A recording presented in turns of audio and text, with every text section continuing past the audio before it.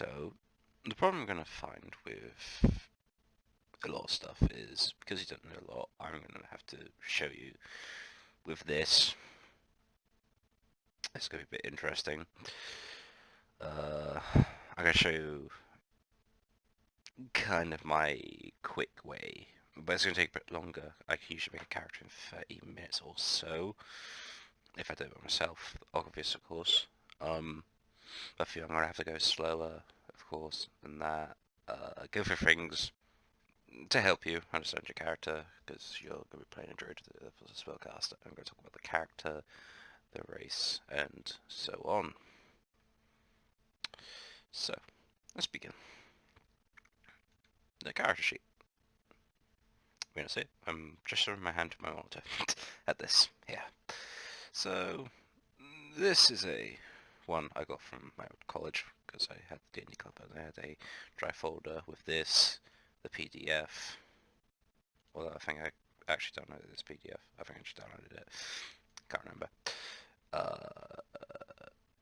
So, you put your character name here, whatever it is. Your class, for you, it's going to be a druid.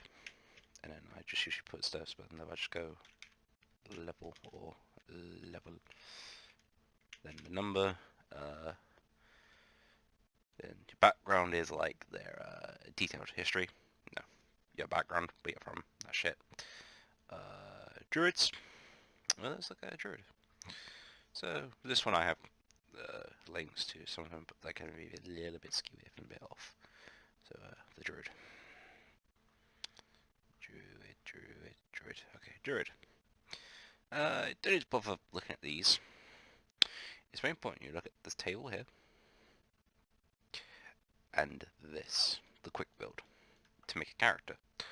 So this tells you what happens at each level. So at first level, this is the stuff you have. Proficiency bonus. This is a thing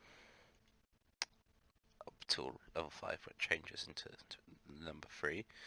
At level 2, number 2, this gives you proficiency in things like skills and that. For instance, here, this has the word proficiency. Now, the difference between 5th and 3.5, which I tend to play quite a lot of, is that you couldn't have stuff like, you couldn't wear light armor unless you had a proficiency in that, but in 5th edition it's a bit more different now. If you have proficiency in that armor, you can usually wear it without any penalties and such and so forth. But it comes to more of a mechanic interest when it comes to like weapons and spellcasting. This is your spellcasting table. This tells you how many spells you can have, what you can use, so on and so forth. The proficiency bonus is a number you can add on to your roll, and you can use it with anything you're proficient with. So, these things. So, a scimitar is a weapon. It's also a finesse weapon, so it's a bit different. You have, essentially, if you make it a fire, you have the two builds. You have the strength, where it's just pure strength to damage and that, and you have the dex build, which is more akin to the rogue and type stuff. Scimitar has the keyword of finesse. Finesse means you can either use your dexterity or your strength, depending which one you want, higher or whatever. But because you're proficient in using scimitar, you can get a +2 additional when you roll onto it. So, for instance, D&D dice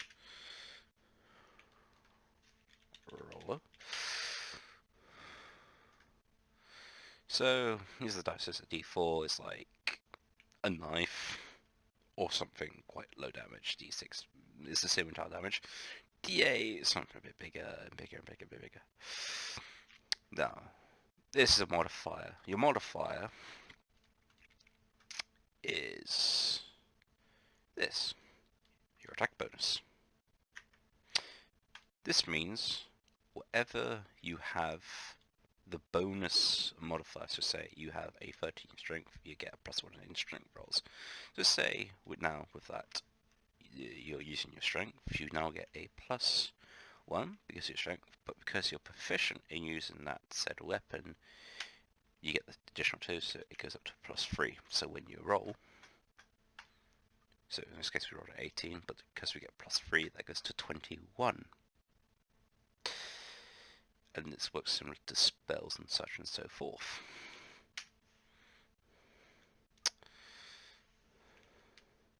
This sheet is kind of relevant because it's a bit buggy and a bit weird. It just mainly auto inputs a lot of the stuff in for me, dealt with. So, you're a druid. Okay, so druid, pretty okay, decent, bit interesting. Saving throws, these are things that can. It is similar to a proficiency. You get to add your proficiency bonus when you make a saving throw against these two things of intentional wisdom, which are your main skills in this as a druid. Ignore that of Constitution. Wisdom, definitely, because that's your spell casting. Your spell casting ability is this. We go here, druid, something there. Just fucking put that in. Druid. And you use wisdom. Your wisdom is this one here. So let's use one of the numbers you rolled. So you got a 12 in that. Okay, so everything that uses wisdom gets a +1. Because we also have proficiency bonus, do that. Well, if we're proficient, so it gets an additional 2. But here it's automatically done for us, so you get +3 once you're attacking when you make spells with your druid spells. This is a save DC. What's the best way to explain it? So, save DC is, say I throw a fireball at you, and you make a dexterity saving throw. You then roll a dice, d20, and let's say for this instance I have a +2 in it. So, because your DC, the difficulty, essentially, I have to beat is 11, I get just a +2 to it, because it gets a lot more easier for people to pass the DCs if they're pushing it. So I roll it, so I get a 12. That beats it anyway because it's 1 higher than your thing, but let's say in this instance I got a 5. So 5 + 7 doesn't make it, so then the full effects of your spell goes through. Then let's say, this is 11, so it beats your thing. It's the exact same, but it goes above it, so it automatically beats it. The effects of your damage get halved of whatever spell. So say you use a fireball. If they make the save, difficulty save for it, the damage that you roll for it, so let's say it's 2d6s, so you do 4 damage, but because they passed it, that goes down to 2 damage they take. However, it's a bit interesting now, because when it comes to additional damage,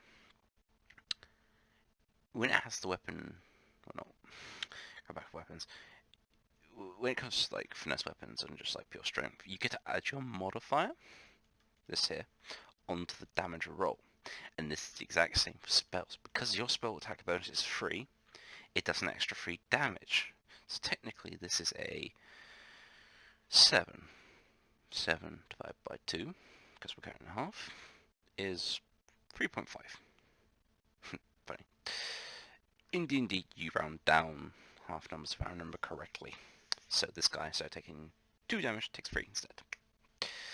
Hopefully that's clear enough, and I'm not going too fast like the fucking Flash. So yeah, that's something I want to know. So, get rid of that. Get rid of that. So, wisdom is a definite one, definite high. One you should make first. For it, so your house was actually 12, so we put that in there. Proficiency 2, yes. So it then says Constitution.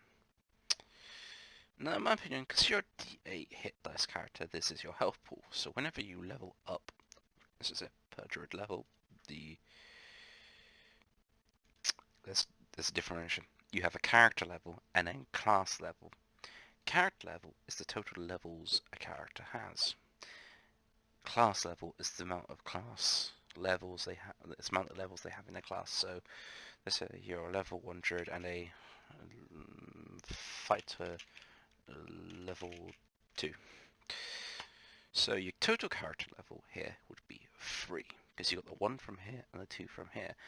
But individually you have 1 druid level and 2 fighter levels. And there's a lot of stuff that's like per class level or per level stuff. For this is like your per druid level, because this is specifically tied to your character level, the 1d8. The 1d8 is this one, it's the diamond shaped one. Reset those. So, Constitution, it's like how hard, how tough your guy is, essentially. As it says here, you know, this carries on actually throughout. It doesn't say it, but it does carry on for it.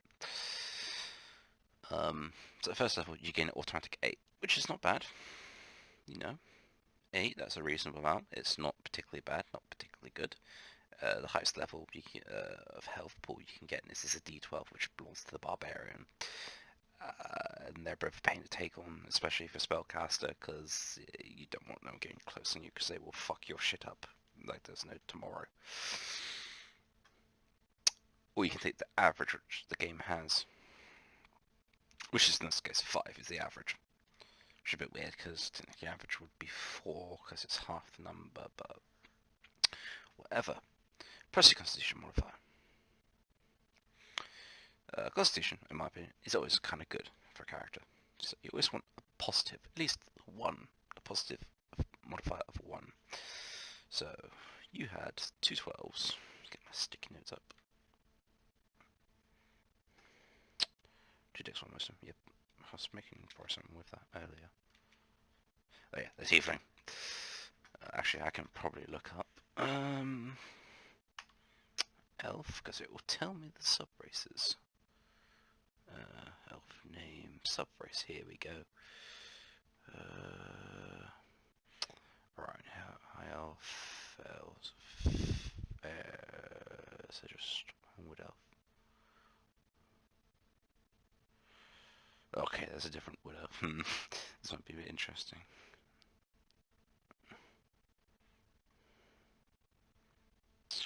Wood elf. Flaneur, wood elf. So yeah, wood elves, you get an additional +1 to your wisdom. So that means actually this, it doesn't change it, because numbers between 12 and 13 always stay at +1, 14, 15 is a +2, 14, 15, no, I've done it. Yeah, 14, 15 +2, 16, 17, 17's 3, 18's 4, okay. So this won't change much at all until you go into 14, and then it gets up to +2, which with this character sheet, because it has an inbuilt thing to automatically assign the numbers, it's okay. Apart from when you start getting feats, which is a different thing, where it's like, you take this feat, you get +5 to your arrow hand, and you can't actually manually edit this. That's the problem, so you have to keep that in mind.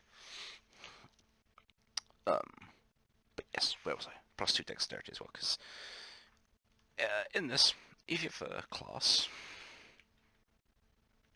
that's fine actually with that. So 12, 12, 11, 11, 9, then something.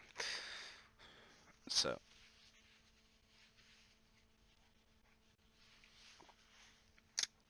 in my opinion, with these, it's not bad, but neither is it good. Now, we can still play this to our advantage. Make sure you get no negative modifier whatsoever. However, I can't really do that until I really sort of know the last number, sort of, ish, really.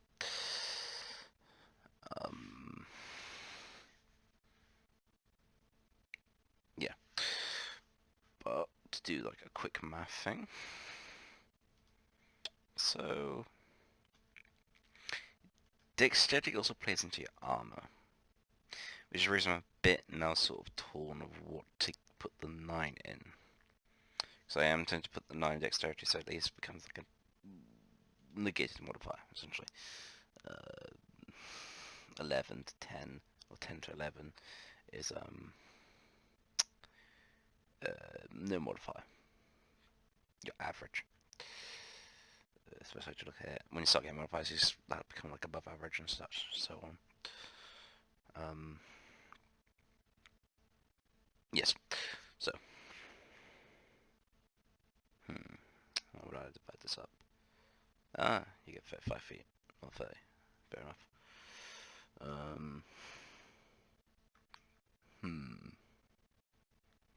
That's not really important. The problem is, well, you said you want to be intimidation. This is a problem, because intimidation, it leads into charisma. And this is your charisma. Now, we got a problem here, because it conflicts with what you want to go with what the character needs to have to work properly.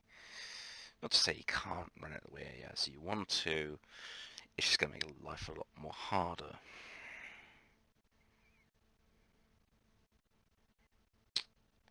Intelligence is kind of good, because... actually, we can just dump the 9 there, because intelligence is not going to be that important. We can put that...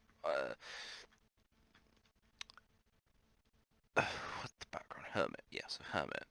That makes sense. And for charisma, we'll put 11, because that also makes sense as well. Hermit, we'll put 11 there, and 11 in there. So we've got 12. Constitution support and dexterity. But it's health over AC. And you're going to be struggling. So we'll put that in there. So then whatever this is... Oh, I can't put that in there. Okay. When you find out what the constitution is, let me know. So the 12 in there, I guess we get +2 to dex, because we're 14. Now we get +2. This is quite nice. Very nice. Also, forgot that. Wood elf. Alignment. Diddy. That is 0 until 300.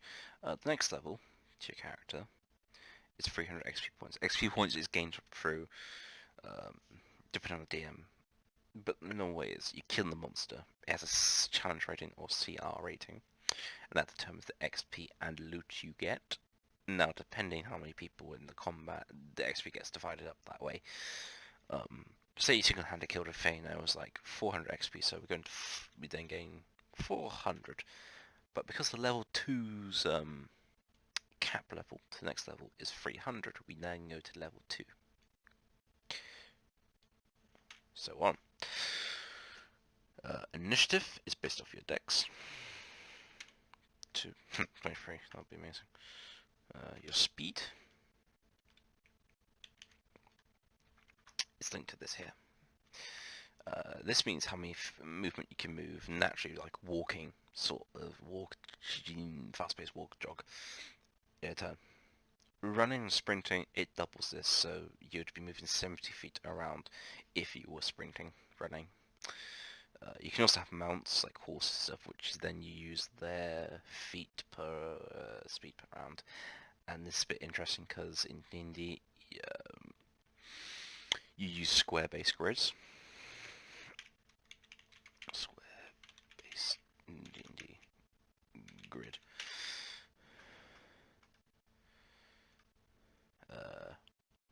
Like this. One square is 5 feet of movement, so you can move 35, so this means, so we start here, so we move 5, 10, 15, 20, 25, 30, 35. So you've moved 1, 2, 3, 4, 5, 6, 7 tiles essentially. For reference, just for a bit of shits and gigs, my monk from 3.5 can move 60 feet around. So that's 12 tiles around. If he's running, that's 120 feet, which is a lot more faster. And in D&D, when you run, it takes up a full action, because using movement is like a free thing you can do naturally. You can just go, you here, enemy here. It's just like, whoop, 20 feet. You can do combat, or whatever. But then, when say your enemy's here, and then you're here, you have to sprint. That means you can't do combat. You can do a bonus action, but you can't do combat. Bonus action is essentially like an extra free action. Some stuff can let you do that, like a cantrip, which is a free spell. I think I got sidetracked. Can't remember. So, yeah. Double scimitar. Not seen this before. Mask of the Wild. You can tempt it and hide. So skilled. Oh, he's different. Don't think it fucking matter. Shit, don't fucking matter. Exact same. So now we go. Oh, actually, I'll just use the PDF here. Actually, we've done the stuff. We'll do the health. So at level 1, we gain an automatic 8.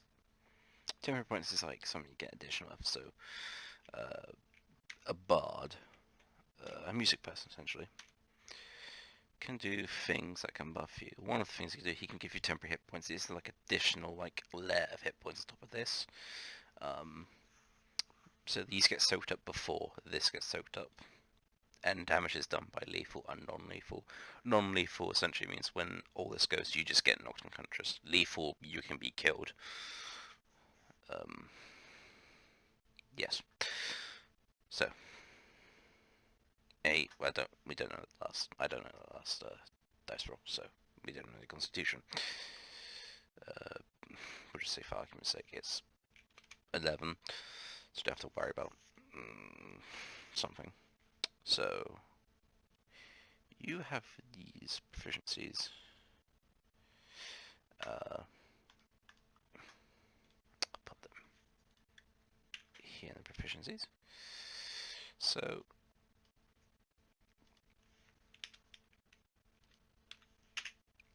you can wear light, medium, and have shields. And it's important to take note of this, because you can find yourselves extremely immediately fucked over by this.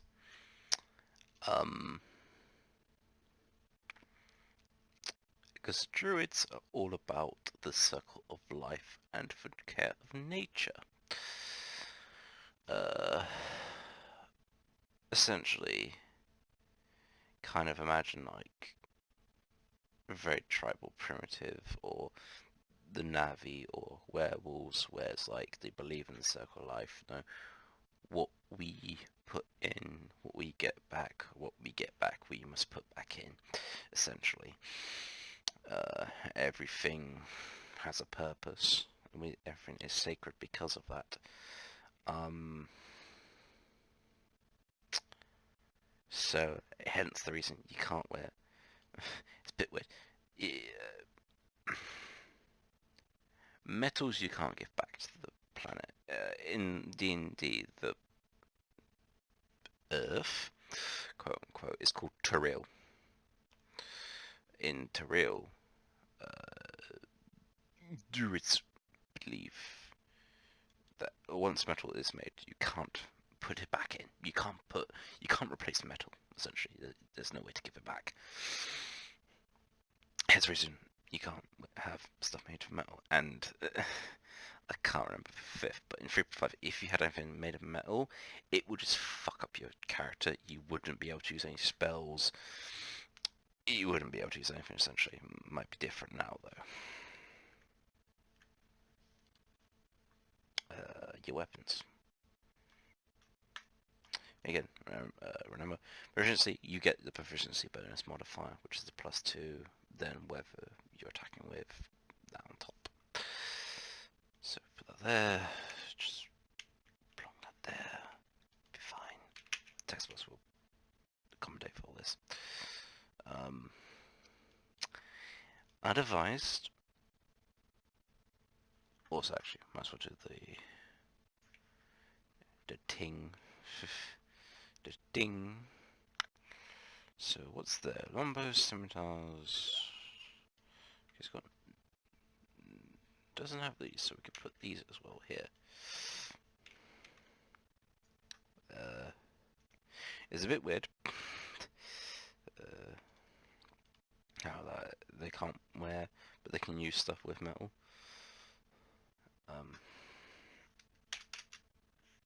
Two down line. Tools and kits and music instruments. These are things that you can be proficient in. Herbalism is essentially like, what would be the simple thing to say? It's kind of like bushcraft, to put it simple, in layman's terms. Like natural remedies and shit. If you're using natural remedies, you'll be able to use this, and because you're proficient with herbalism kits, get a bonus to that. The +2. Same for as you are proficient in the intelligence. So all round you get modifiers, positive, and wisdom.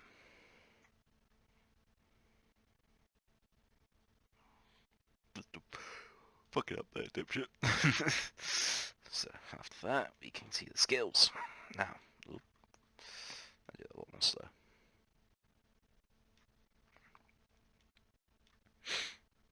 So, choose 2 skills from this list here. Now, you can choose whatever these you want. And also, of course, you know, like, you're like, these fit in with the background, essentially. These are like how you can choose to roleplay your character. This depends on your alignment. Usually druids are in the spectrum of neutral onwards, so let's say he's a neutral good one. Because you can get dark druids. Well, they're called dark druids, they're evil druids. Who are very anti-circle of life, more chaos and destruction type shit. So in this, we can have a wooden shield, or any simple weapon. Now, a shield gives you +2 to your AC. Your AC is your armor class. This depends the difficulty of like how, say, Sindri. I don't know why I love that it would attack a fucking level 1 druid. Will attack you with his, where is it? Fists. His unarmed attacks, which do that amount of damage.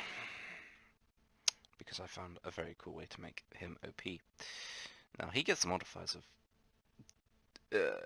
when you start getting dashes, that means you get an extra attack.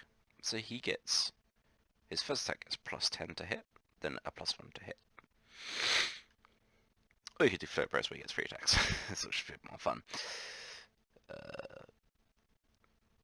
Again, 3.5, this is not relevant at all, but let's say he was going to attack you.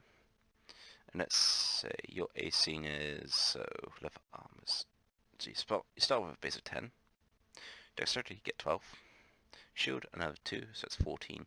And leather armor if you want to take it, but I should just say studded leather because it's usually a better choice. Is so 12 base, 14, 16. Okay, so you have a difficulty of a 16 to hit.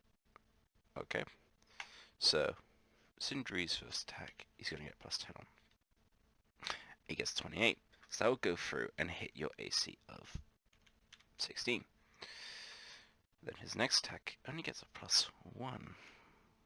which I find a bit weird. Why is it +1? It should be adding the dex. No, I didn't fucking add the bonus onto that. Why is it a calendar? I don't want to be a calendar. 4 is 5. Okay, so this has been interesting. So first attack went through, and he would do, you know, the 3d6 and plus because he's got high strength modifier. Strength dexterity because he can use either strength or dex. He gets a +4 to it, so he does 16 damage, which is double your damage, and you're straight outright. Well, you're not dead. If you're 5, you had a die in health pool of -10. Once you reach -10, you die. In this, you get success and death save throws. I still believe like the -10 is still in effect, but you make a save now. And how many successes equals if you're stable. Stable is essentially you are at 0 HP, but you can't do anything. You can like do little stuff like movement, talk. If you fail, you die. Simple as. Let's say he does his second attack, and that. Why is it Nan? Don't Nan me, you motherfucker. He gets a +5. Okay, he got 12 this time, so he didn't hit. So in that case, this attack does not go through. But yes, that's how your AC works. It's very useful, quite nice, so forth. But considering you're going to be a spellcaster, spellcasters tend to be quite weak in melee combat. Path. To be fair, considering you've got high dex, I would recommend using finesse weapons if you ever had to use combat. So simple weapons are kind of shit. Don't use them unless you have to as a last resort. So let's say in this case he took the wooden shield. She took the wooden shield. So she has a wooden shield. So she has a shield that gives it a +2 to AC. Your armor. This one here, this is the armor, and it will give you the base of it. So stud leather. You see a bit base of 12. So now we can actually just do the character straight up. Fucking you see that? So that plus that 14 plus your dex 16. 16. So you're actually pretty good. Then going against NPCs like a wolf or goblin, that kind of shit, they're gonna find it quite hard to hit you. It comes to more like a town guard or a knight or a paladin or maybe another player character, it'll be a lot more inconvenient, more or less. Not hard, just inconvenient. Oh fuck me, why is that laggy? Lagging my tits off. So that one shield. So scimitar is a 1d6 finesse weapon. You have a simple melee weapon. Now, I got a bit curious, because I have not seen a double scimitar, and it says you're proficient in it. So we could blow our way.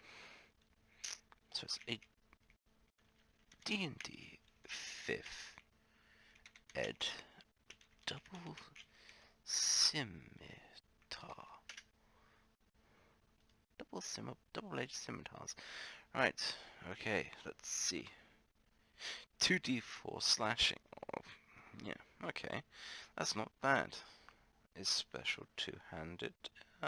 Problem is, no finesse.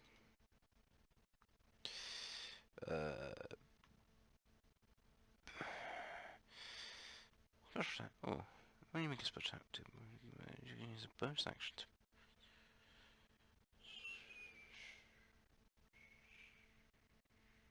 Okay, there's an extra extra 1d4 damage. Let's just go for a scimitar then.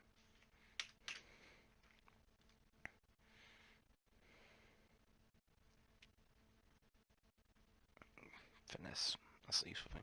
So let's say we hit the finesse, which is going to be the highest damage and dealing thing you're going to have in your fucking arsenal, apart from spells. So we have a scimitar, or scimitar. Tar. Now, because it's finesse, it means we can use our dex. Because we're also proficient in it. Where is it?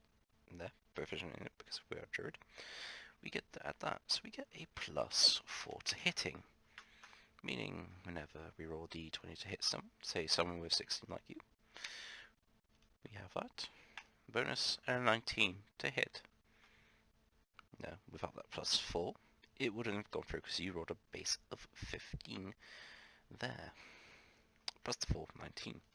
It might be worth to point out, I don't know if your friend knows for her Discord, but a friend of mine, for a different type of role-playing called Dark Heresy for Warhammer and that, he managed to get like a dice rolling bot and a music bot.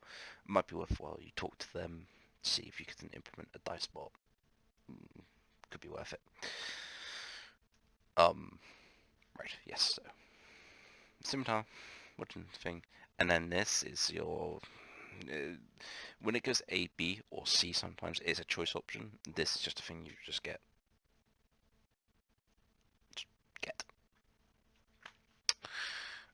Leather armor, but we've changed that for stud leather because it's more better. Explorer's Pack. An Explorer's Pack will have various things to it. Explorer's Pack. We can then go into here and look what it has in it, but it's usually like it's like a candle, some rope, bed, roll, shit like that. What else is it? And a druidic focus. Oh, druidic focus. Okay, so this is a thing that you use to focus channeling your spells through. Back to that. Add that to my dictionary. This could be like a symbol on your shield, or on your sword, or medallion you wear, something like that. Druids get one, but it's called a holy symbol. Same fucking thing. Forgot. So, in proficiency is that you're also getting languages. Because you're an elf, you know Elven. But also, you speak Common as a free language. Common. Now because you're a bit of a retard, you're below average, your intelligence modifier usually means the additional amount of languages you can get. But because we have -1, we don't get any additional languages. Unless you take a feat, of course. It allows you to. Druidic, you know Druidic, the secret language of Druids. So you also know Druidic as a language. Druidic.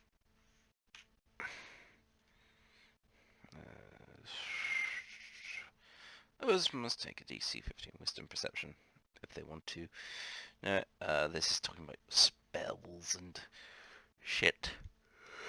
Yeah. He's got the same DC, which we talked about earlier, which is this. In case you need to make do it, you don't have this character sheet which has the auto stuff in it.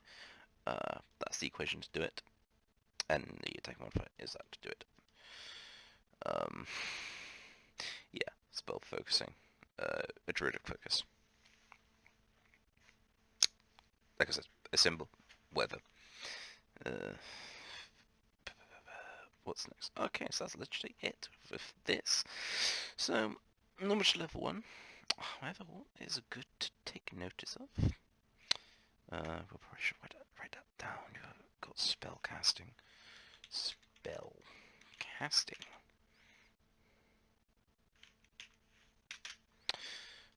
Is these here? These are your spells. A cantrip? You know 2 of them. What is a cantrip, you may be asking me? A cantrip is a free spell that does not take up a spell slot. You can use these amount any times per day, as long as you know the cantrip. So for instance, pretty much up until level 4, you only know 2 cantrips. Which ain't bad. There's some pretty good ones out there. But it is defined by what you can learn as a druid. So on the character sheet, we go down to here, you know, 2 cantrips. But we get into main levels. Now in 3.5, we never had this. You had level 0 spells, which are kind of a bit like cantrips, but these took up spell slots. What is a spell slot? It is this. These are essentially like a number of times you can use the spell in that category. So you know you can do 2 first level spells a day. Once you've expanded up to 2, you can no longer use any level 1 spells, or any spells of, you know, whatever level. How many spells? Okay, so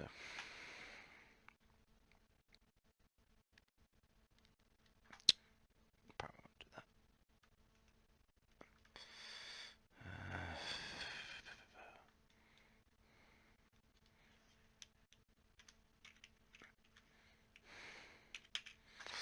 Let me go up to the top, find the elf stuff, put you in there. Amazing. Elf trees, there we go. Yeah, you age a lot more in this. You can like live up to like nearly 1,000 years old. And you're between 5 and 6 feet. So down here we have the character details. You can just go into a bit more, right? Just more bit backstory, people you know, shit. So let's just say you are 5, your age of 246, you weigh, there's a table for that, can't remember, you've got red eyes,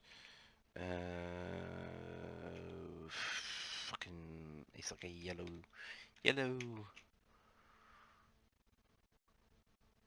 olive cream, they tend to be, black, let's just say it's black for now, your hair colour. Now you have dark vision, which ain't quite right. That should be low vision. Well, low light vision. Don't know why. It's fucking wrong. You don't have that. It should be low light vision.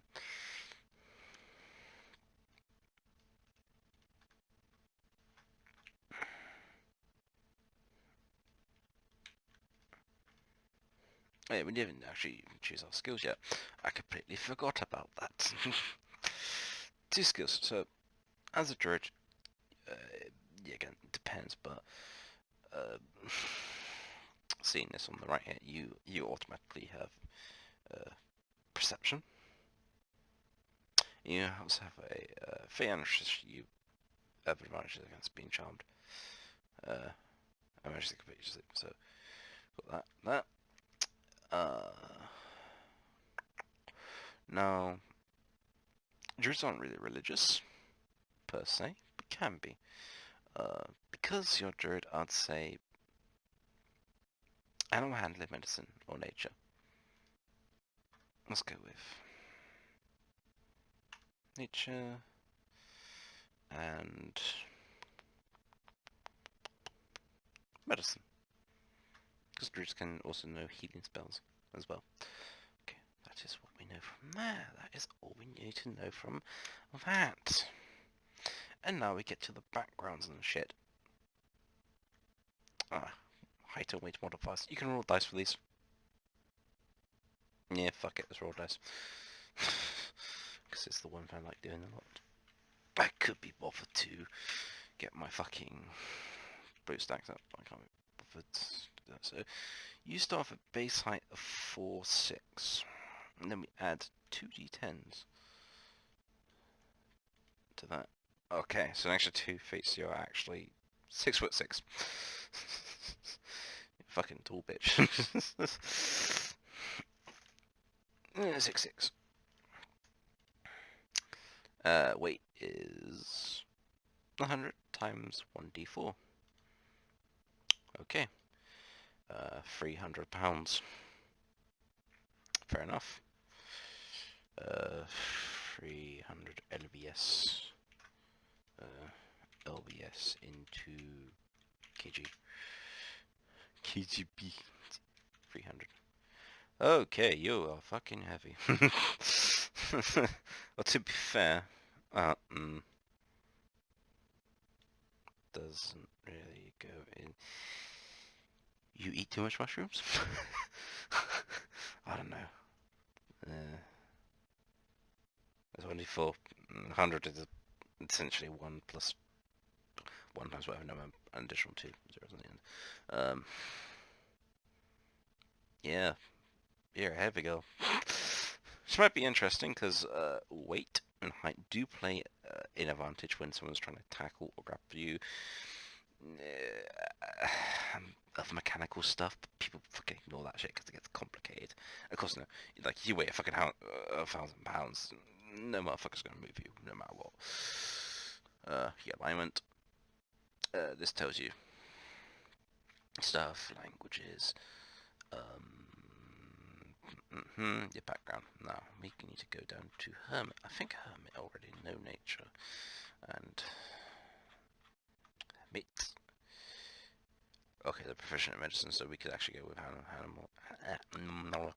animal handling instead. Actually, you become expert, I think, in that, which means you get another +2 on that. There's a difference. You get proficient and expert. Expert, this means you get an additional. You double the proficiency bonus on top of it. So that is technically +5 to medicine now, really.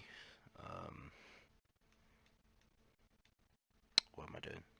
Let's go look at spells. I'm just going background. Herbalism kit, we got that ready. Don't catch it. And one language of choice. Considering you tend to commune a lot with nature, but you're also from the Fae, so it's a bit more difficult. So I'd say Primordial, which is the language spoken by the elements, or Fae. I would most likely say Fae, because you're elf. You're an elf.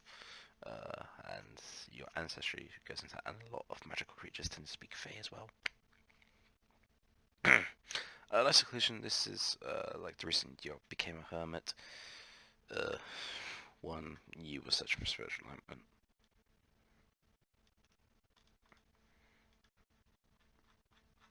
So we could put that here into your backstory. You're looking for enlightenment.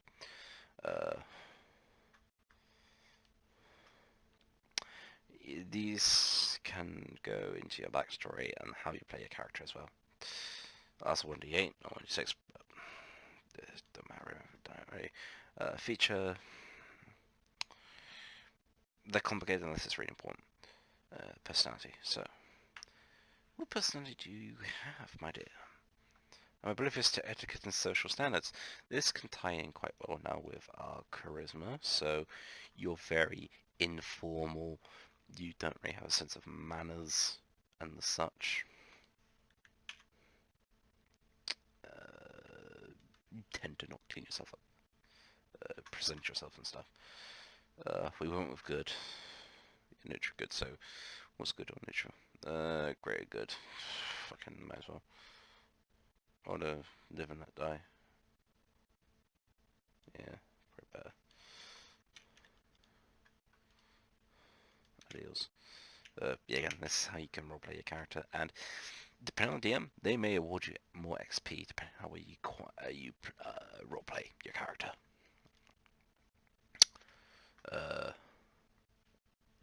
Just a thing to note. 1d6 for your bond. 1. Nothing is more important than the other members of my hermitage orders. So this ties into quite druids. They're quite antisocial. They're very reclusive. Tend to live by themselves or in little small, not colonies, but like little groups. Just goes in quite well. Quite very, very, very well.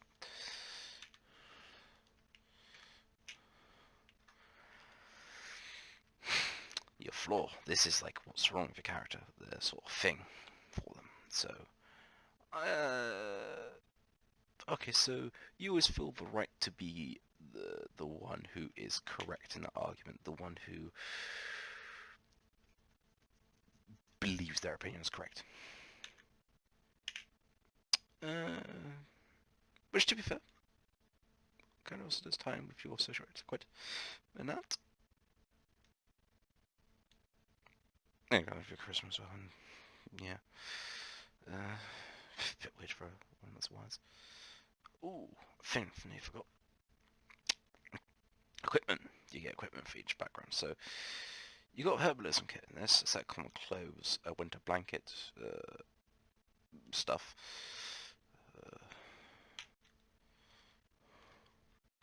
Let me just fucking chuck that shit down there. Full of common clothes.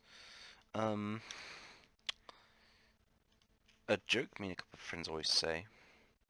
So if you usually don't have any clothes written on your character's naked and they're just wearing the armor, just a thing, and you have 5 gold. These are your currencies. This is what you spend. Silver and copper tend to be the common stuff you pay for, like a flagon, which is like a pint, well, the equivalent of a pint for back then, medieval, because D&D's medieval based, which is a bit weird because then they add in like fucking space and science and shit, magic. A bridge will cost like 2 copper, or a flagon costs 2 copper. Silver's like wine, and exotic wines like gold. Platinum pieces above gold and really valued. Also, these are common material metals. Electrum's like the poor man's gold. For every, I think it's 5 of these, is one of these, because it's 10 to 1, or 1 to 10. So for every 10 copper, you have 1 silver. For every 10 silver, you have 1 electrum. For every, no, electrum is for every 5 electrum is 1 gold. For every 10 gold is 1 platinum, such and so forth. And it's a bit weird when it's funny when you see people converting platinum into copper. So this is like, I can't think of the mathematical equation for that. Yes, so you have gold stuff. Now we can go down. Hopefully I've gone past the feats and that. Your wages. Or starting wealth. So, as a druid, you're very close if you don't have much to start with, but so it's 2d4 times 10. 300. No, that's wrong. 30 gold. But 300 gold. No, it's not Russian. Yeah, so 30 gold. So 35 gold in total. You also have a thing in this to do with like the party's wealth. Like you sort of assign yourself like how much you spend, because there's like types of expenditures you can see, if like common, poor, wealthy, such and so forth. So yeah, and this is your armors and stuff. This is why I said go with studded leather. It's because there's no cap for the dex modifier. Whilst if you went for a medium like hide, there's a cap of only 2 dex. As your character levels on, they'll gain the magical items which can boost their stats and stuff, meaning like this becomes a hindrance unless it's master crafted, which means that it goes up by 1. Well, 3.5, it goes up by 1, but there could also be magical charms like negate that. A shield plus 2 AC, said before. Your weapons. Also, now to the point. Now we got gold, we can actually spend stuff for the character. Yeah. So it's good to have a different arrangement of weapons, I find. So we have a scimitar, which is a martial weapon. I think scimitar 1d6 is a slashing. Slashing is like being cut with a knife. Some enemies, creatures, and that will have resistances. Resistance is or immunity is like, if a thing has the resistance, it halves the damage it takes by that weapon property type. If it's immune, it takes no damage from it. So for instance, skeletons, they have a resistance to piercing and slashing, but I have a weakness to bludgeoning because more effective against bone. So it might be worthwhile if we possibly take. What would be good? I'll probably take the core stuff because it's only 2 silver.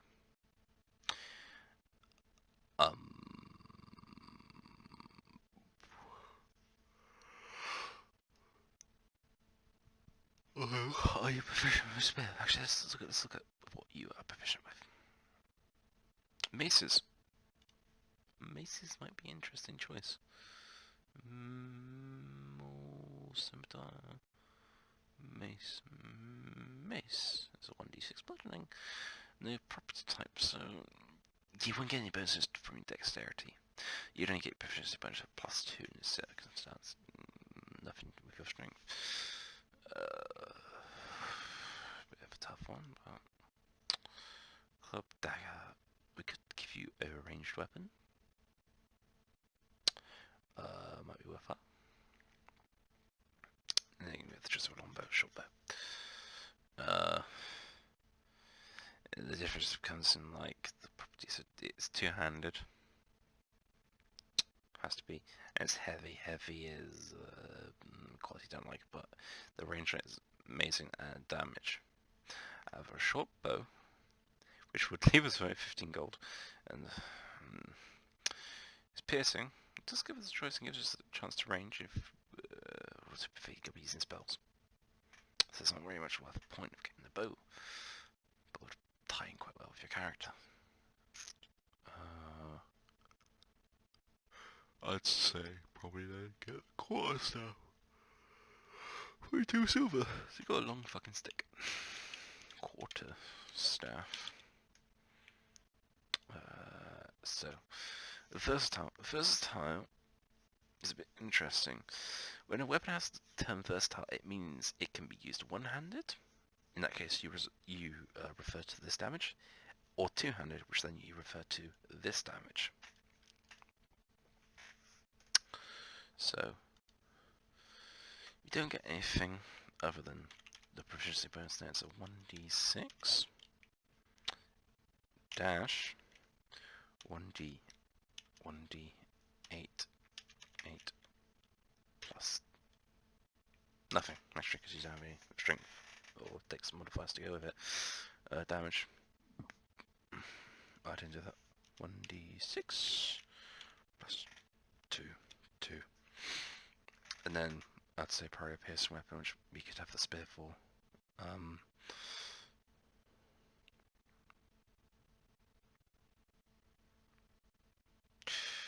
Which also is useful because that's also a 1d8 versatile, so let's get a spear. Spear, because it also could be thrown as the last resort if need be. Spear. It's a dex-based weapon as well, so we can actually get our dex bonus with this as well.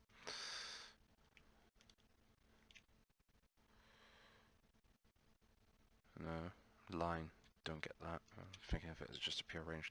If you use it as range, then you choose your dex. Dash. +4. 1d6 dash 1d8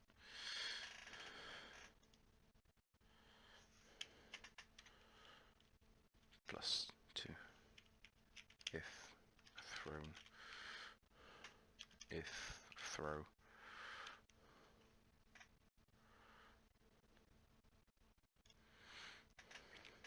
So much gold we spent 1 gold and 2 silver. 1 gold, 2 silver. So that is a.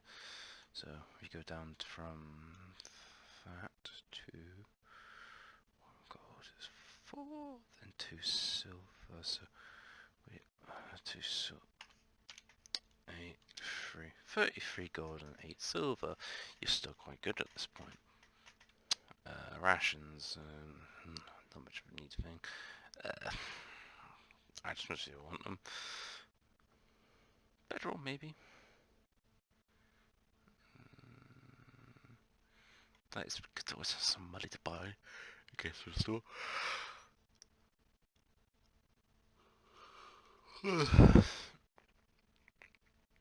It's like all the amount of stuff. You can have a donkey or mule. um.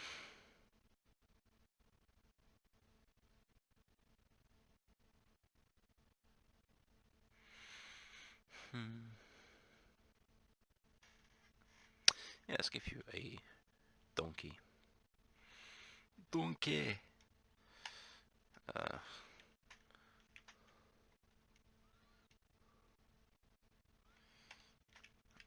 donkey. And its name will be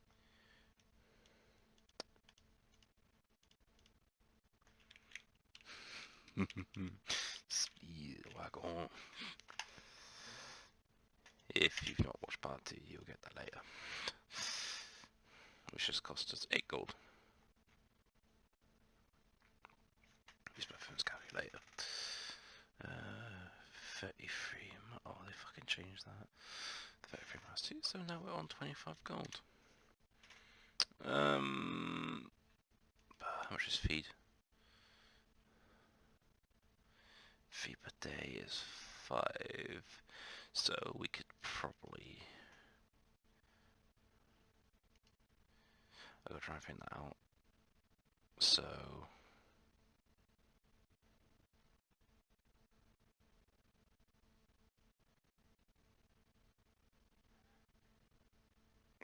get a cart as well. Very weirdly reclusive one.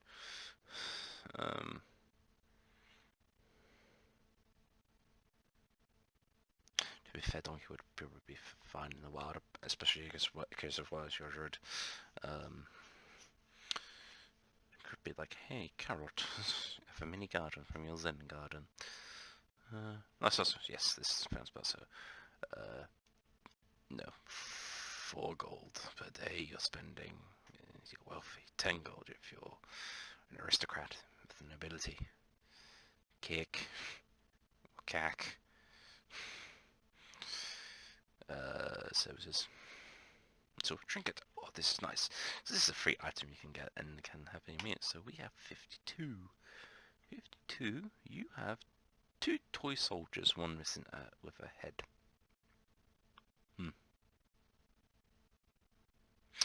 Or we can choose one.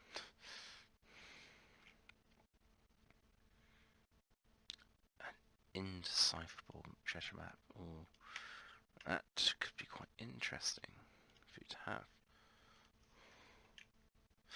Although,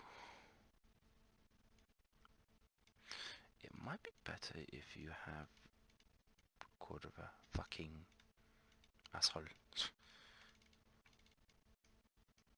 Oop.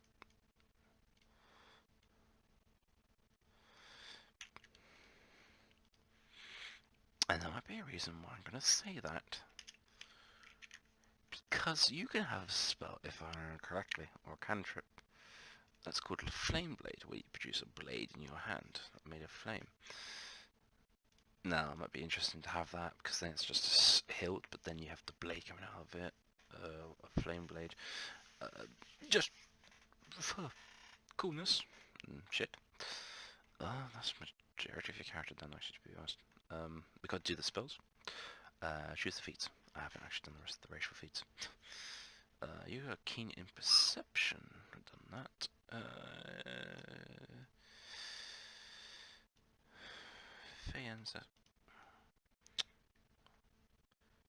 Fey ancestry. Useful to know. Dark vision. 60 feet. Fey ancestry, you have that. Dark vision. So I guess I must call out.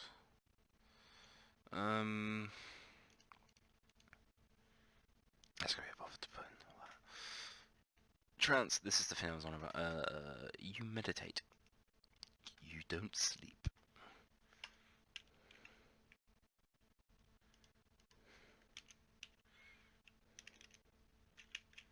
Trance 4 hours.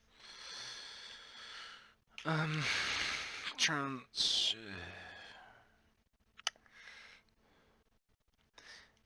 You essentially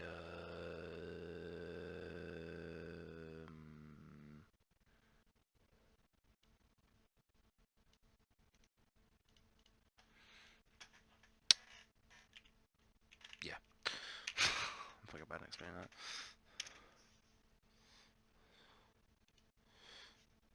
Right. So this podcast. Remember that? Yes. Feats now. So feat level 1, you get 1 feat. Now this is different if you're a human. A human, or humans are special in the fact that they can take an extra feat or get +1 to every single attribute. These things. These are called attributes, by the way.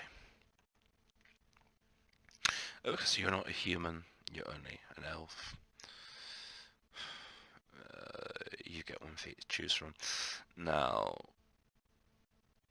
some feats can boost your skills, but some, like this, require a prerequisite to it. Now, it's going to be a bit interesting, because we're going to have to find something that can help you. Something that can boost your intelligence. That'd be good. Something that can boost your charisma.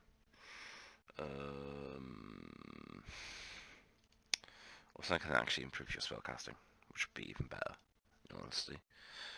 Or maybe just something that can get that up to a +1, so you're slightly useful in combat with these 2 weapons, if need be. So, or we can get more spells.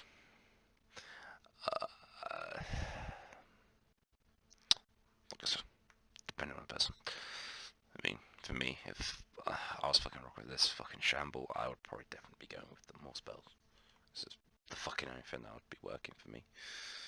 Or something that increased my wisdom.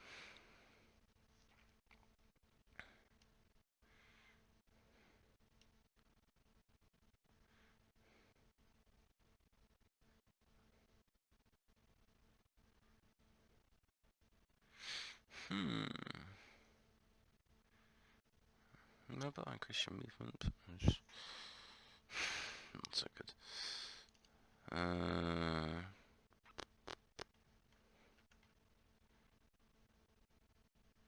What is this? You have a limited number of spells that you can cast as rituals. These spells are written in ritual books. That's too long to read. Yeah, master range weapons. Nope. Tough might be useful, but you don't get 2 extra HP.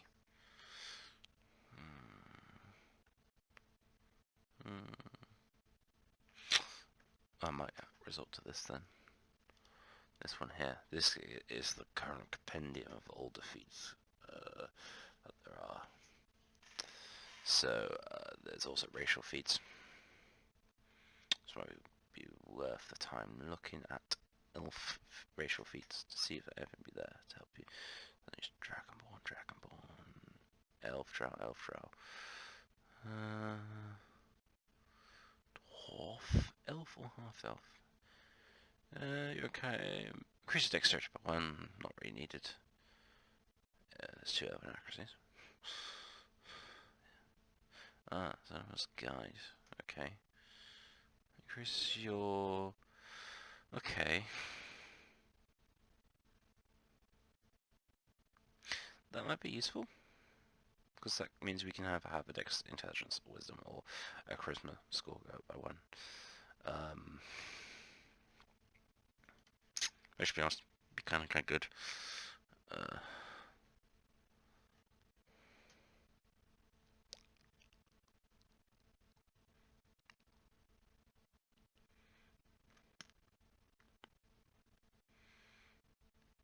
At first, I'd say wisdom. Get that additional, get that extra 1 additional thing. It means you can increase our attacking ability, our damage output, make it harder for people to try and save against our spells. Magic and this shit means we can have more cantrips. An additional 2 cantrips. I mean, you can just fucking batter twats.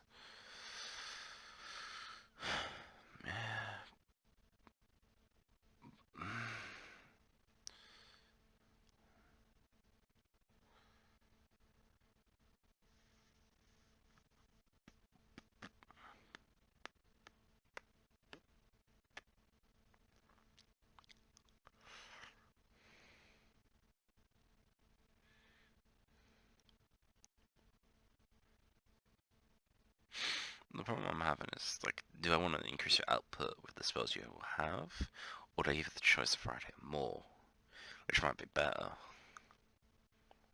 So, upper one use wisdom as a spell casting. I think Wizard or Warlock. D&D 5th ed. Wisdom spell casters.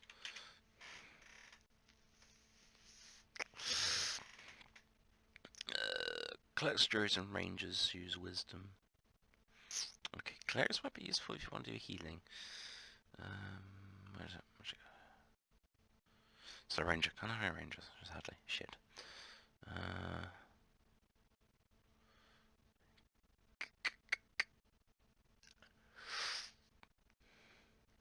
Let's look at them. Druid spell list. There we go. So let's look at the cantrips. So we have poison spray and produce flame resistance, shillelagh,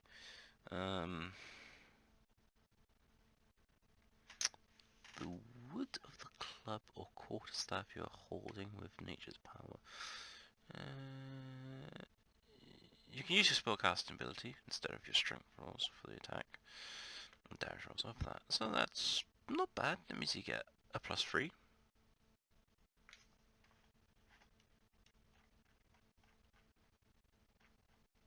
A +3 if you were to use one of these weapons. Well, that weapon, more correctly. But that requires for components, and components are kind of I find fucking annoying. So I'll stick with poison spray. Look at that damage. At first level, that could fucking incapacitate a fucking barbarian. Or kill people. So I'd probably say this definitely good. So poison spray. Then what I will do, what items? Motherfucker. Poison spray. So it's 10 feet range, which ain't bad. That's kind of close range though, to be honest. That's like 2 tiles away from a person. You know, from what I showed earlier. The spellcasting time, just fucking put commas there. Oh, right, it's, I probably want to explain this. What it means by V, S, and when I said component earlier, or gradient, more correct, when it means by V, it means the spell is spoken verbally. S, means to do an action, to like move your hands and shit. And duration, it means it's instant, it goes over when it's done, you've done the thing.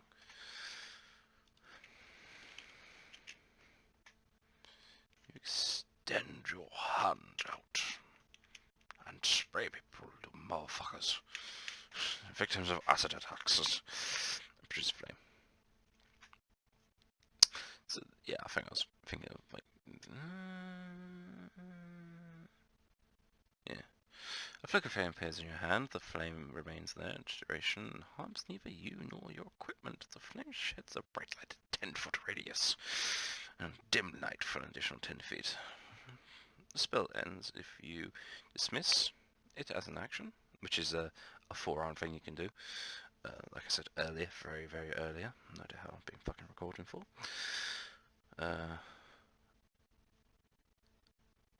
You can also choose to attack with the flame, which as I said fits in quite well with the broken sword hilt.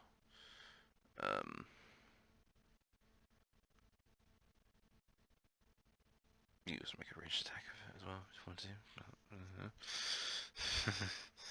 Just launch it out the hilt with the sword. That could be your magic casting focus.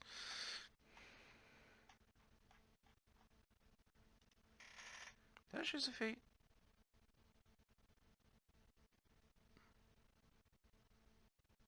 Oh yeah, magic initiate.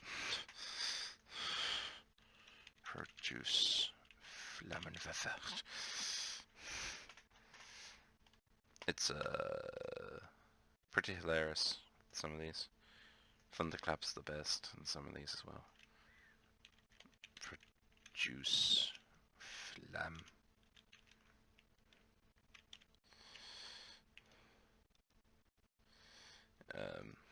Then when I don't know if I said it earlier, but you can use cantrip as actually leveled spells, and it increases the damage like it says here. No, instead of casting as a cantrip and just doing 1d8, we can do it as 5th level 2d8.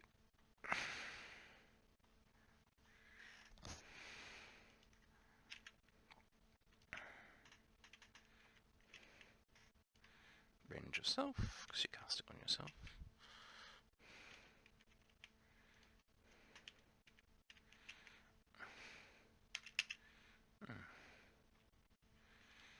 So now we have the 2 level 1s. Now some classes will say some level 1s, like it's cantrips, says cantrips, these cantrips. Spellcasters is a bit different. Druids especially. For a druid to use their spells again the next day, you have to pray to your god or pantheon or deity, whichever word you want to use. And then you choose what spells you want from that after that prayer or during that prayer.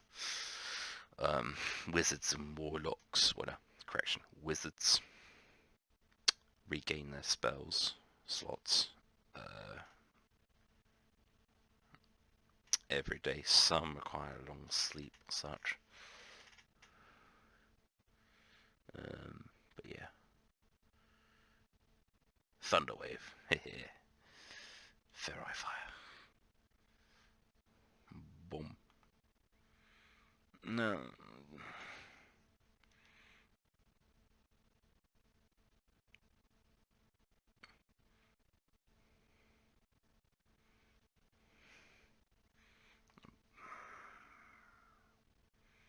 Charge as a crit or destroy all the cure wounds.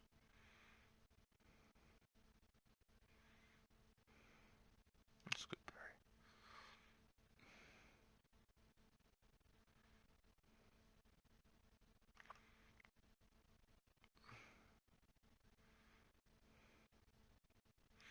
I think for you, speak with animals. So you got a mule, not donkey. Donkey. Take to note. You didn't say because I pushed past it, but druids at a certain point can shape change into animals. And it's pretty OP because there are actually some broken shit you can do with it. Finally, those motherfuckers done an update for that game. Don't know what I've been waiting for a fucking update for.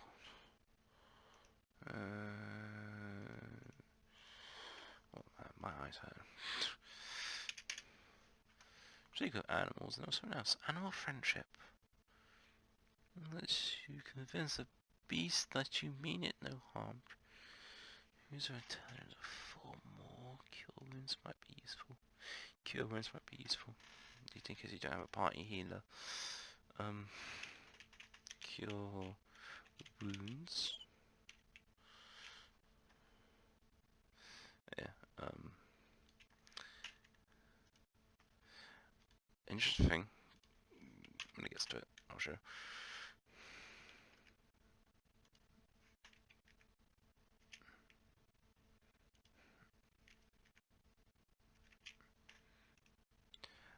Undead have a weird thing when you heal them with like magic. If you heal them with like a healing spell, it actually does damage to them.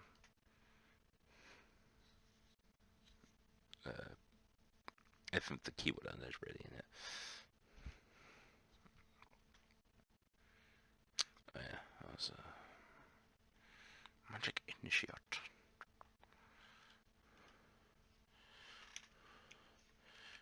Magic initiate.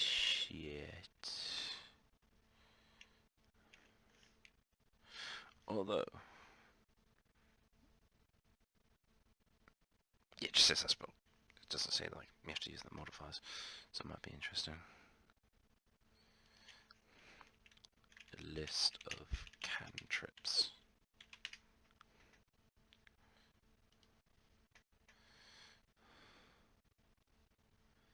Fucking.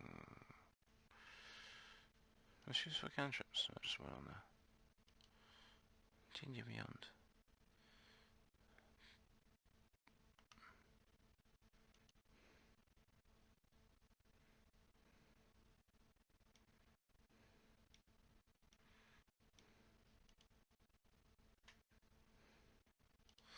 Okay, let's have a look at these. There might be some healing ones.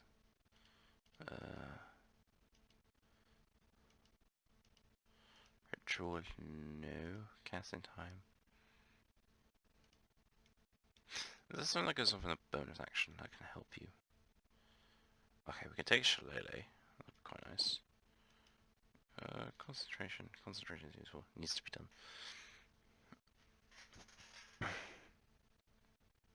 Shillelagh, I think, would actually probably be best for you.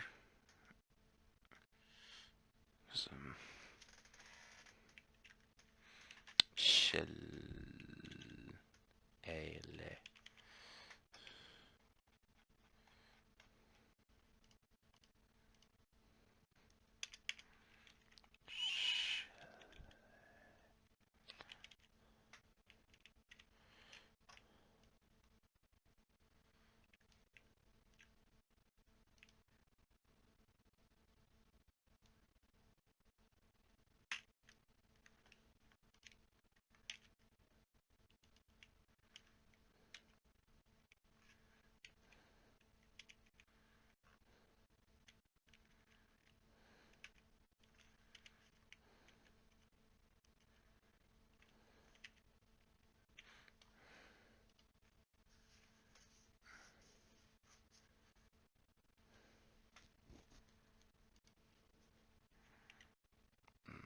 M's verbal. No. M's movement. V's verbal. The fuck's S? Can't remember. Ooh. Ah. Magic stone. No, it's not a description. Amazing.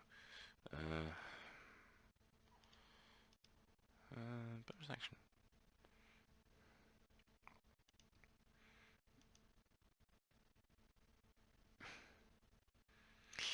Flame Blade, but that's not first level. We could go with Bard. No, not Bard. Fucking. Wait, oh yeah, it was Bard.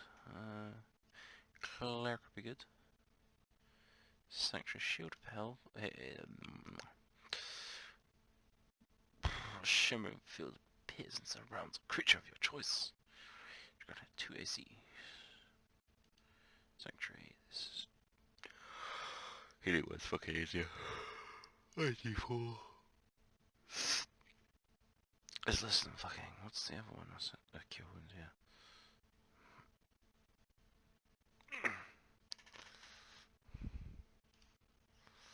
Oh. Blade War dancing like fiends. We choose one cantrip. We need another cantrip. Level cantrip.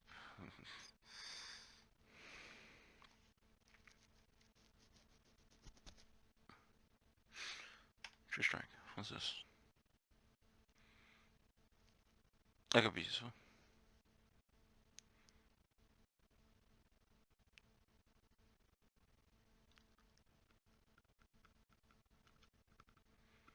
Thunderclap as well. Okay. Enough of the fucking thing.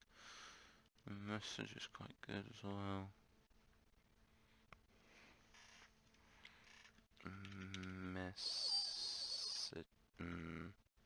Although if you don't have any other L's, it might be good to have Dancing Lights. Dancing Lights. Dancing Lights.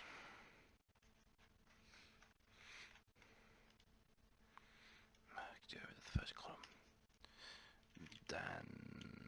Dancing Lights. And I got to copy all that.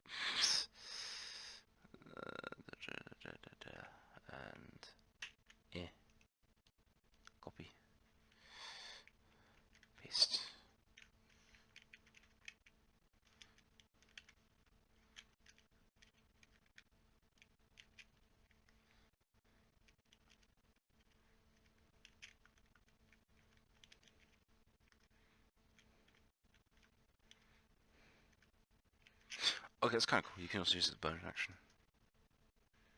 Yeah, you can move the lights. Okay, that's kind of useful, really. Oh, okay, I had Bard selected. Oh well. Booming Blade. The fuck's this one? Okay. Yeah, necrotic damage is a fucking nice bunch of shit you can do.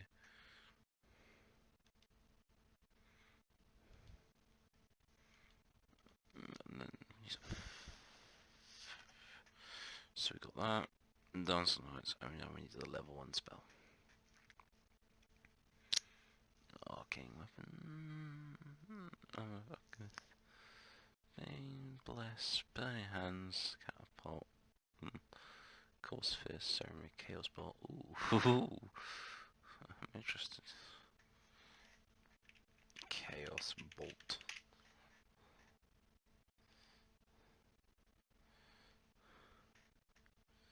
Oh yeah, you randomize the damage on this one. This is funny.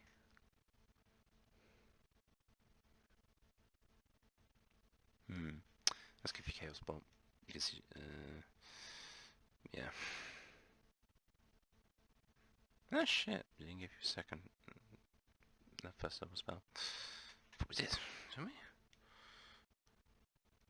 Poison spray, produce friends cure. I didn't put down cure wounds. Cure wounds. Name Chaos Bolt. It's like chromatic gold, but that one you have to spend 50 fucking gold on. Chaos Bolt. At higher levels you can... Ooh! That's interesting.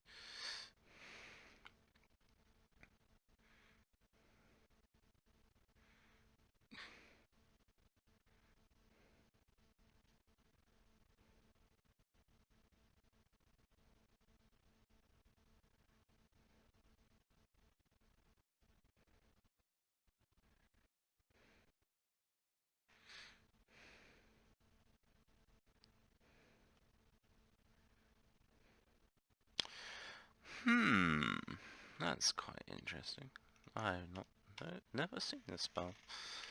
But if it's that, I'm fucking gonna use it. Nothing you can tell about me. Motherfucker. Respect my authority.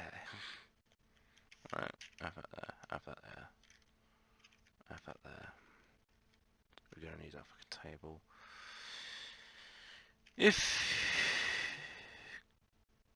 a creature could be targeted by casting, if you have the same number on both okay. So right, I see. You roll 2d6s, then you choose which one of the d6s you want the element to be, and it still does that damage effect of the dice total. However, if both dice are the same one, you get an extra attack. It's the new target and make a new damage roll, which could cause the entry to leap again.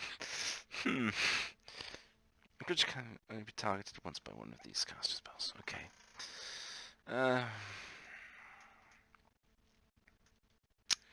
Yeah, and I think that's really about it. Really, everything we've done, well, I've done.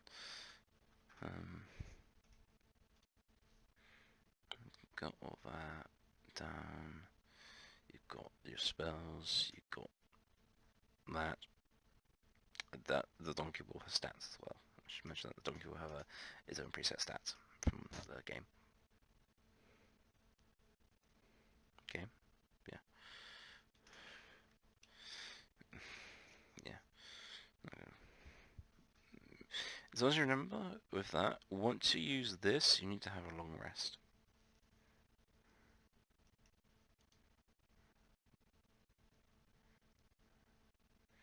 And Shredder will help you with that. Alright, okay, so that's character done.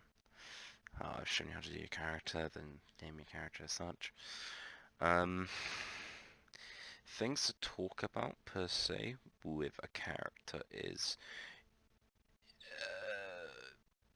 don't let your alignment completely rule how you're going to play it.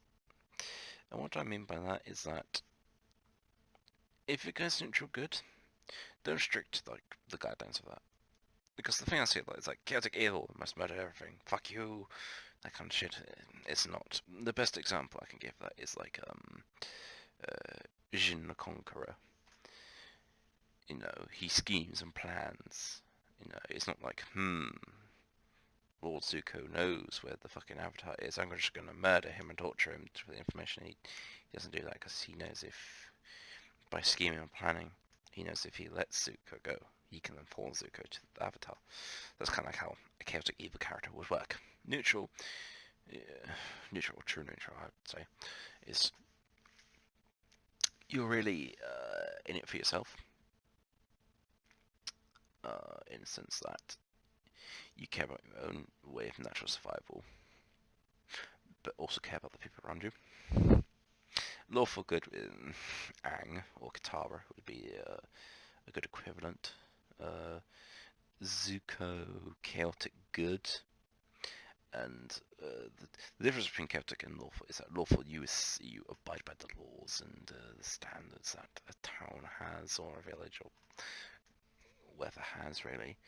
Chaotic you go out of your way to not do that.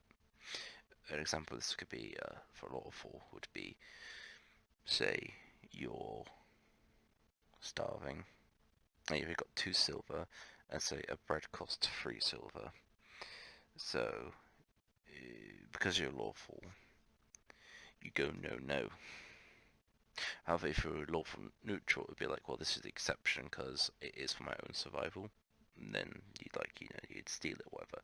Chaotic's like, well, I have no money, I have no food. I'm going to murder that person or mug them in an alleyway, take the money, and then buy that bread, then steal back for the money I gave them. Kinda. It's the best way I could put it. Because you just get people go, chaotic evil, and just like evil, it's just like, must murder everything. You know, people who are good linemen don't even really do good lineman shit. It's weird. Really weird. Yeah. Really, this is as much as I can kind of do by myself? Without you really asking questions like, why is this, or what's that, or why because of this, or what does this mean? Like, yeah, really I need to have you sort of like question the shit on that, and yeah, also appearance.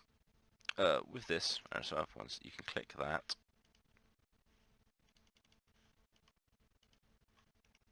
Okay, wait. But usually it gives me the choice to have like insert an image, or whatever. So like take a picture or like scan your thing, and then be like, oh, it's here. But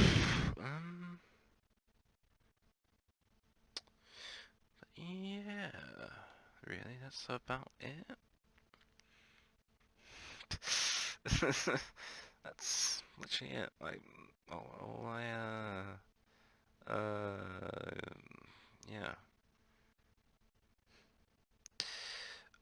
Really? Okay, so, what should I do? I'll probably talk about druids.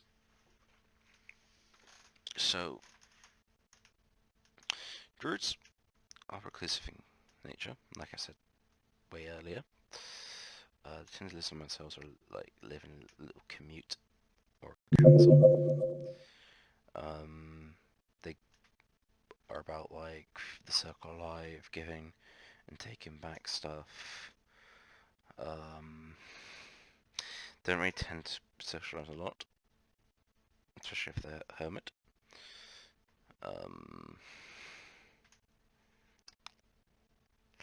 It can be very quite conflicting if, say, there's a character in the party or the group you play with who's like, I want to chop down this forest because it's blocking the way, and if you need to move like an army that's this big, you'd be like, no, we can't do that.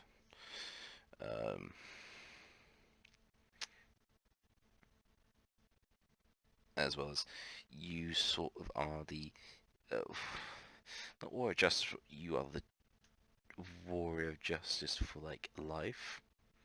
Every life is sacred, regardless of anything. Essentially, like a fucking air nomad, really, like an avatar. And it's like I can't kill him because every life's equal, sort of thing. Yeah, there are exceptions to that rule. Um,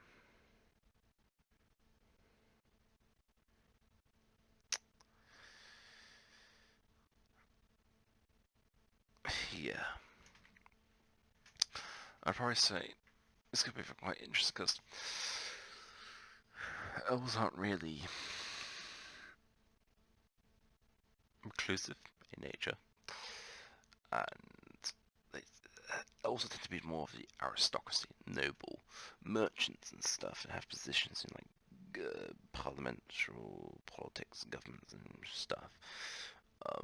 And tend to be more better like rangers and more like wizards or warlocks, depending on the person you ask for that one. And also,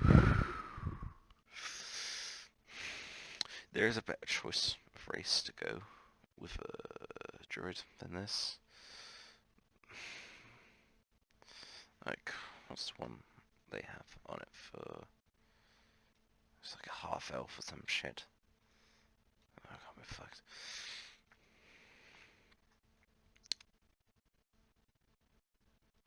Yes. Saving random shit. Jesus. Character. Don't know why it's closing everything. But yeah. As well, certain races will have an outlook on other races. It's something like you don't have to be bothered with, but do expect something said to you, your character, because of like the way the other person's the NPC or other characters like race views your character's race. Again, this is medieval. A lot of people are very judgmental. The lucky thing about you as being as an elf is that you're part of the very like common majority of like populations. It's like humans are the most, followed by like dwarves, elves, something like halflings or gnomes. And they're like orcs and shit. They're like dragonborns. Dragonborns are quite interesting to play. Yeah, if you can, try and find out what that last dice roll is. Get your friend to, well, you add me on Discord and get your friend to add me on Discord so I can go into the server.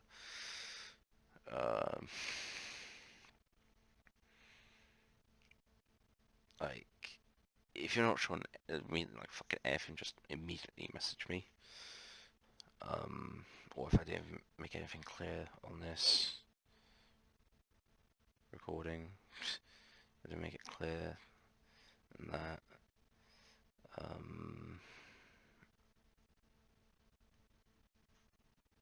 Yeah. Other thing I can say is you're probably gonna find a hard time adjusting to it because it's literally very medieval orientated. Well, depending on the person DMing. Like, for me, 3.5, which is like the hardcore, like, is D&D playing D&D edition kind of thing where it's super realistic with my group and not really fun kind of anymore because like there's no fun in it. Like no one takes it seriously. It's like no laughs, no nothing. Then like when I come to 5th edition, it's like well, people a bit more serious.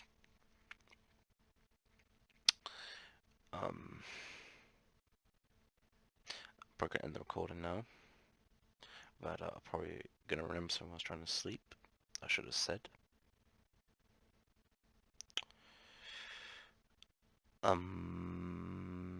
Yeah. That's about it then. Recording going off. 1, 2, 3.